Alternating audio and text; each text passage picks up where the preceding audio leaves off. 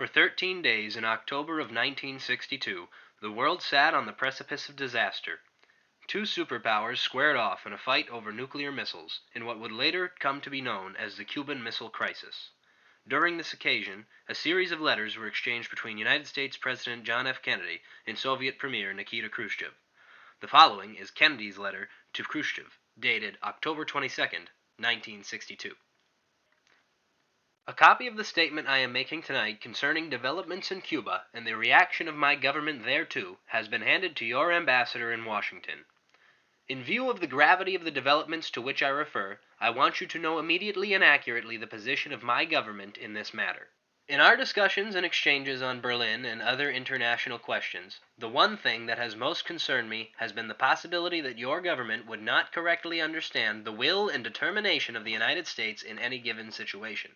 Since I have not assumed that you or any other sane man would, in this nuclear age, deliberately plunge the world into war, which it is crystal clear no country could win, and which could only result in catastrophic consequences to the whole world, including the aggressor. At our meeting in Vienna and subsequently, I expressed our readiness and desire to find, through peaceful negotiation, a solution to any and all problems that divide us. At the same time, I made clear that in view of the objectives of the ideology to which you adhere, the United States could not tolerate any action on your part which in a major way disturbed the existing overall balance of power in the world.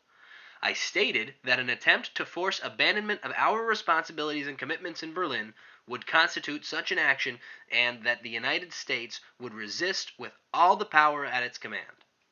It was in order to avoid any incorrect assessment on the part of your government with respect to Cuba that I publicly stated that if certain developments in Cuba took place, the United States would do whatever must be done to protect its own security and that of its allies. Moreover, the Congress adopted a resolution expressing its support of this declared policy. Despite this, the rapid development of long-range missile bases and other offensive weapons systems in Cuba has proceeded. I must tell you that the United States is determined that this threat to the security of this hemisphere be removed. At the same time, I wish to point out that the action we are taking is the minimum necessary to remove the threat to the security of the nations of this hemisphere. The fact of this minimum response should not be taken as basis, however, for any misjudgment on your part. I hope that your government will refrain from any action which would widen or deepen this already grave crisis, and that we can agree to resume the path of peaceful negotiation.